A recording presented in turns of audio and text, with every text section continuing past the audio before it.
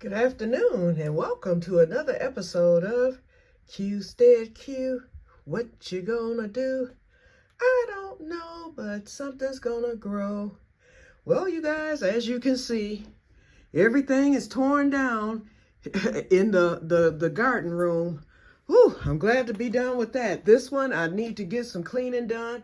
I'm gonna get this taken out to the greenhouse and this basket. And then I've got this for tomorrow when I get some seeds at the plant sale. So I need to, I've got everything vacuumed up in here. This light stays up because y'all know at the end of summer, I'll be bringing in the cotton and the pepper plant. I'll have this, well, the pepper plant's going to be in the living room. Well, no, it'll be here on the heat mat until I start using the heat in like October. Then I'll move the pepper plant into its spot in my living room, which will be by my sun simulating lamp. And it'll be right there in the corner, right next to one of my registers. So I need to get this table cleaned off, the heating mat cleaned off, and then I'll roll the heat. Well, no, I'm going to go on and leave the heat mat. I still might roll it up. I can still roll it up and put it back in the box for now. And then, but I'm going to leave the table here and all the stuff that's on it. And then everything else is getting ready to get put back into its proper place or taken out. So like the tool bag, because I don't need the drill. That step stool I brought in, I'm going to put that in the kitchen. That little tool bag there belongs in the closet. And that big stick over there, that's my stick for my my clothesline. I brought it in because I didn't know if the new lawn people were going to mistake that for a stick, because it almost got thrown away before. So I just brought it in. So I'm going to put it behind that chair and get that out the way. So I'll be getting this room tightened up, not today, but over the weekend. But, yep, in here, so I vacuumed. I got to shampoo the carpet because, yeah, it's still a mess.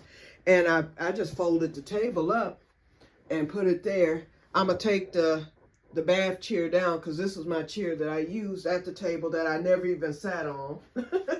So I'm going to just take that chair apart, unscrew it, and then put it back into this closet.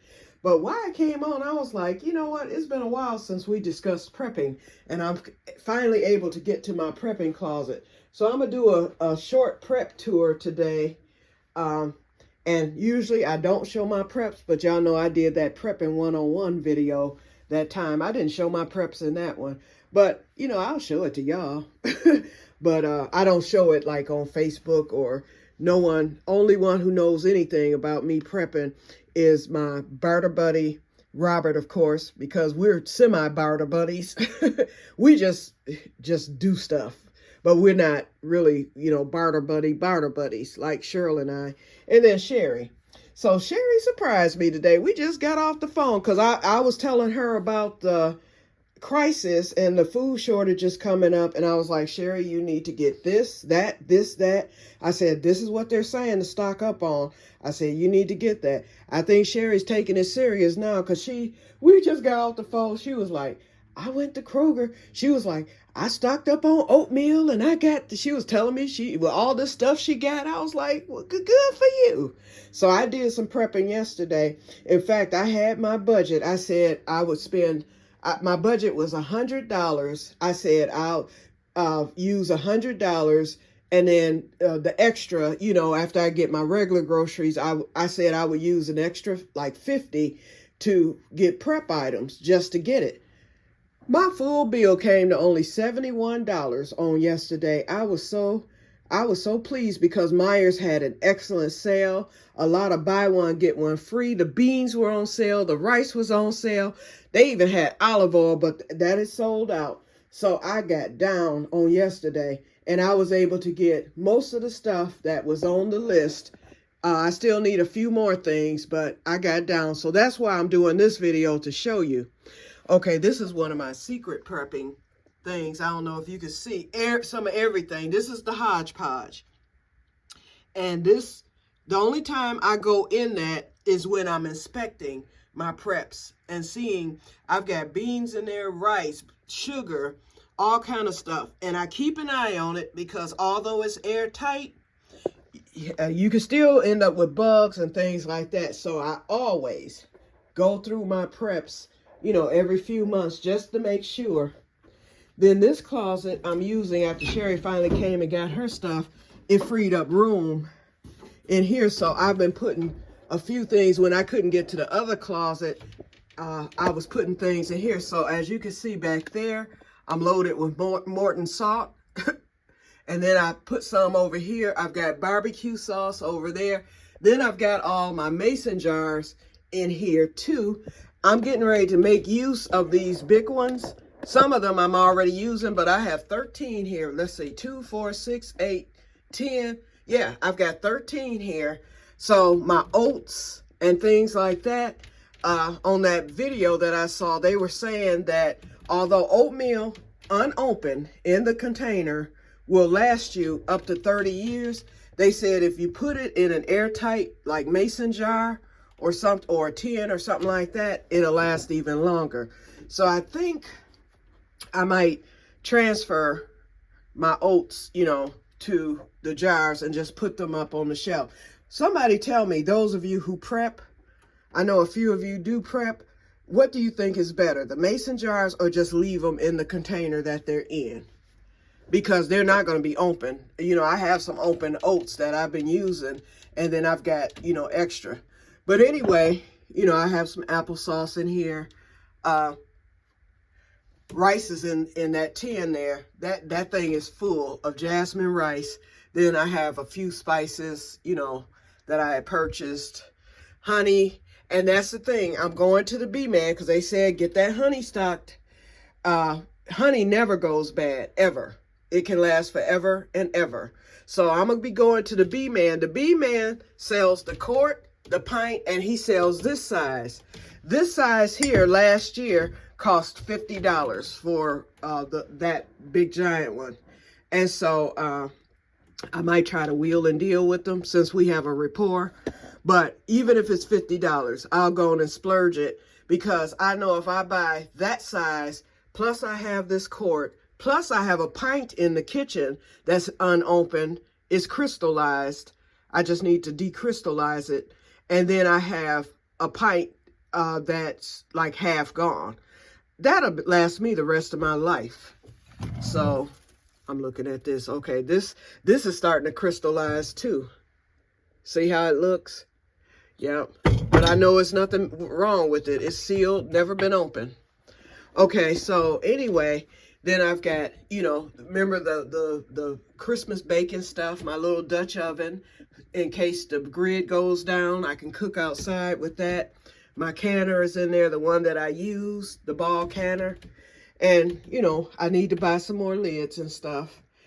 And let's see, then I put some ketchup in here, some fish fry, of course, coffee for bartering, because y'all know I can't drink it. And then under here, I have some bottled water.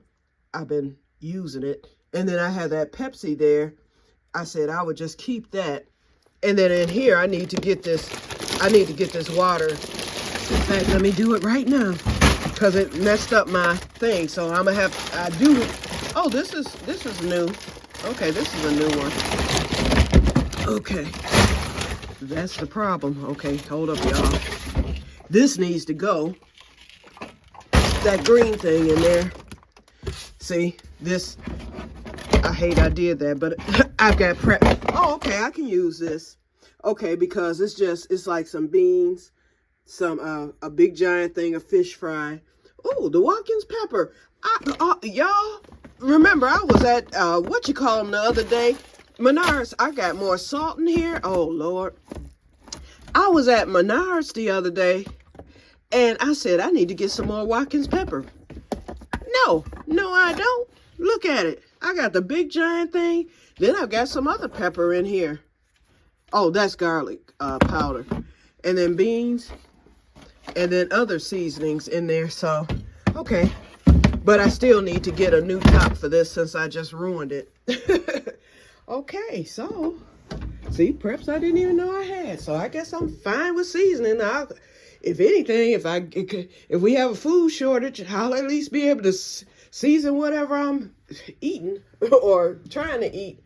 So this is another prep cabinet that I have, and you all have never seen this one.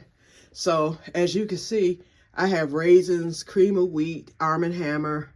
You know, I've got oats all through there, grits, other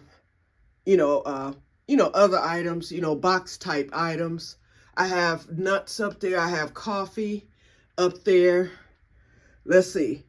Lots of tuna, sardines. And they said sardines will last a long time too. That and tuna, unopened.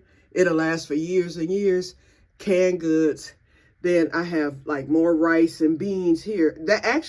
That's what I bought yesterday. It was on sale at Meijer's. They had the beans for like 88 cents a bag, the Meijer brand. So I bought black beans, navy beans. I bought some, I think something else. I have lentils. Wait, is this lentils? I know this came from somewhere else. Yeah, it is lentils. I bought, some noodles. I had pasta, hot sauce, peanut butter, jelly.